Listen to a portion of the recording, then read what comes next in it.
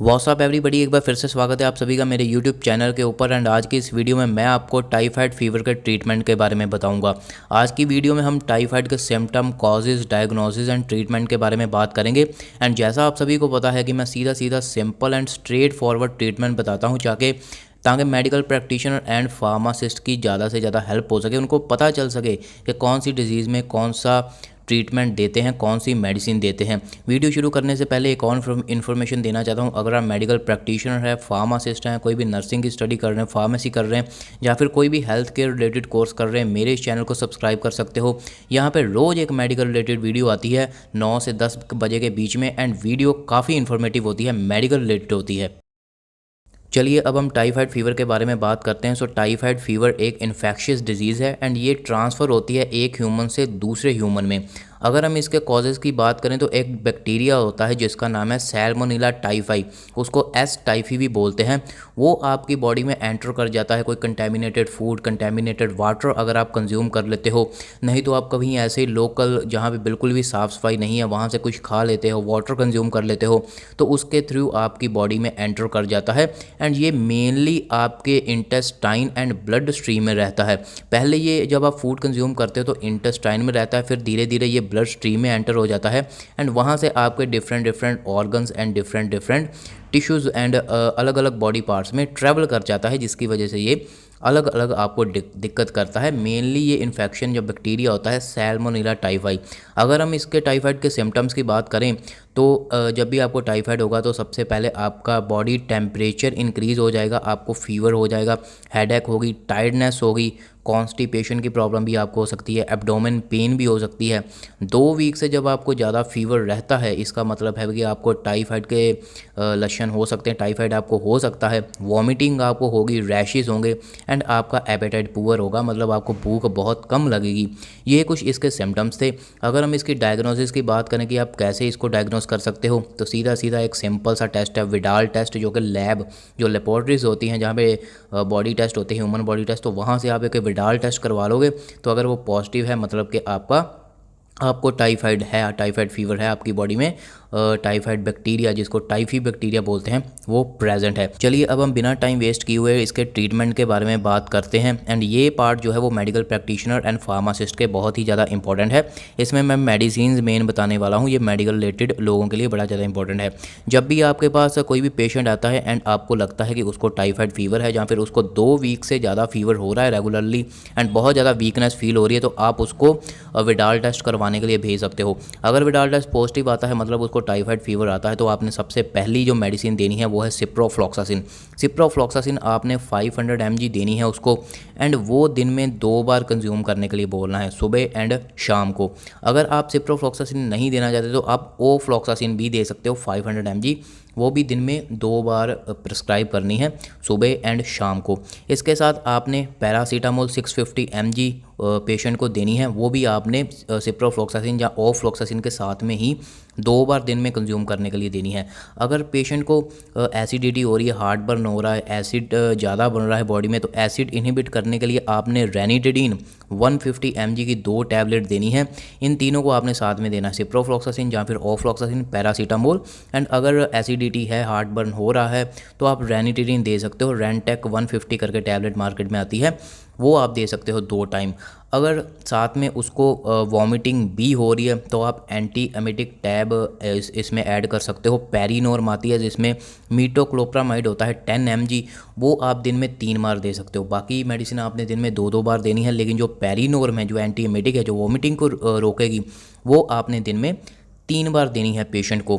इसके अलावा अगर पेशेंट बहुत ज़्यादा वीक फील कर रहा है, उसकी बॉडी में ताकत ही नहीं बची एंड उसे चला भी नहीं जा रहा, तो आप उसको कोई भी आईवी फ्लूइड लगा सकते हो। इसके अलावा अगर हम आईवी इंजेक्शन की बात करें तो सिप्रोफ्लॉक्सासिन इन्फ्यूज़न आती है 200 mg, आप वो भी पेशेंट को लगा सकते हो। अगर जल्दी से जल्दी उसको ट्रीटमेंट देना है तो आप सिप्रोफ्लॉक्सासिन 200 mg की इन्फ्यूजन आती है, वो भी आप लगा सकते हो दिन में 2 बार। अदरवाइज़ अगर इसकी ज़रूरत नहीं तो आप सीधा आईवी फ्लूइड लगा सकते हो। एंड इसके अलावा आप उसकी डोज के साथ विटामिन बी कॉम्प्लेक्स के कैप्सूल्स भी ऐड कर सकते हो ताकि उसकी बॉडी में थोड़ी बहुत एनर्जी आए। ये सारा ट्रीटमेंट आपने 3 से 4 दिन तक देना है पेशेंट को।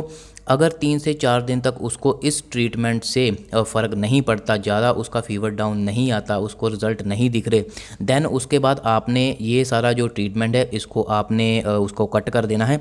नेक्स्ट इसके बाद आपने क्या ट्रीटमेंट शुरू करना है, 4th दिन, अगर 3 दिन तक उसको कोई भी रिज़ल्ट नहीं मिले तो चौथे दिन से आपने इसका ट्रीटमेंट चेंज कर देना है। उसमें आपने जो एंटीबैक्टीरियल मेडिसिन ऐड करनी है, पहले सिप्रोफ्लोक्सासिन ओफ्लोक्सासिन थी, लेकिन अब आपने मेडिसिन जो ऐड करनी है वो है सेफ्ट्रैक्सोन 500 mg। सेफ्ट्रैक्सोन 500 mg आपने दिन में 2 बार प्रिस्क्राइब करनी है पेशेंट को, सुबह एंड शाम को।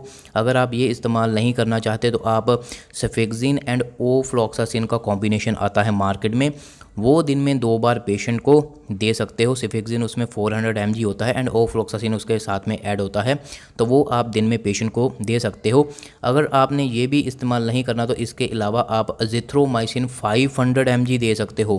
500 mg वो भी आपने दिन में सुबह शाम 2 ही बार देनी है। एंड अजिथ्रोमाइसिन जो है वो अगर कोई प्रेग्नेंट लेडी है तो उसके केसेस में भी आप अजिथ्रोमाइसिन दे सकते हो।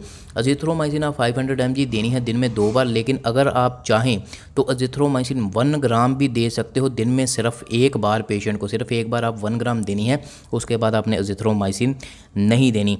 इसके बाद वही आपने फीवर को डाउन करने के लिए आपने PCM पैरासीटामोल ऐड करनी है। जो मैंने आपको सेफ्ट्रैक्सोन एंड सेफेक्सिन बताई है उसको आप 2 से 3 बार भी दिन में दे सकते हो अगर कंडीशन थोड़ी सी सीवियर है।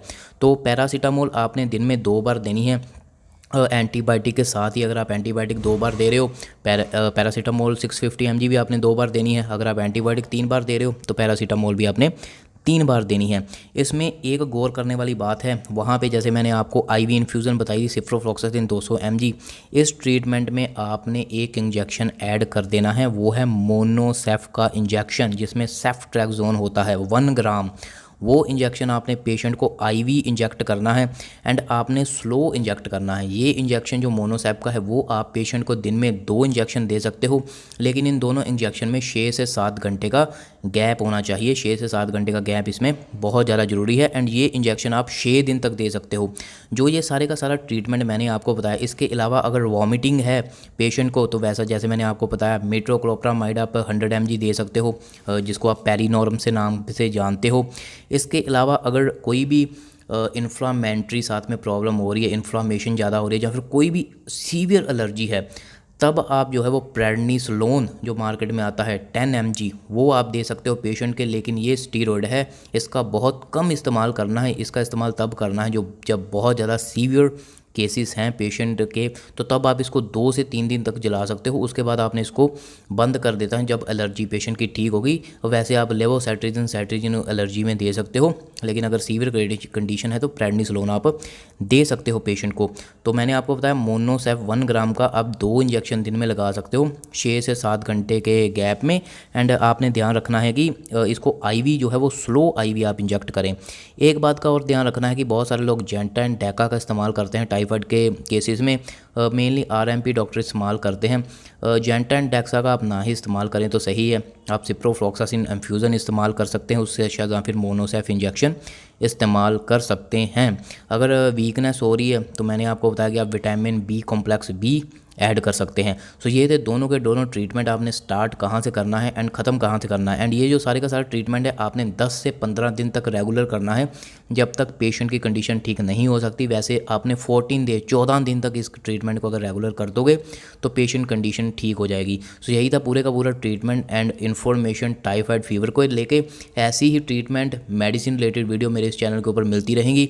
चैनल को सब्सक्राइब कीजिए, अपने मेडिकल रिलेटेड दोस्तों के साथ शेयर कीजिए ताकि उनको ज़्यादा से ज़्यादा इन्फॉर्मेशन मिल सके। Thank you so much.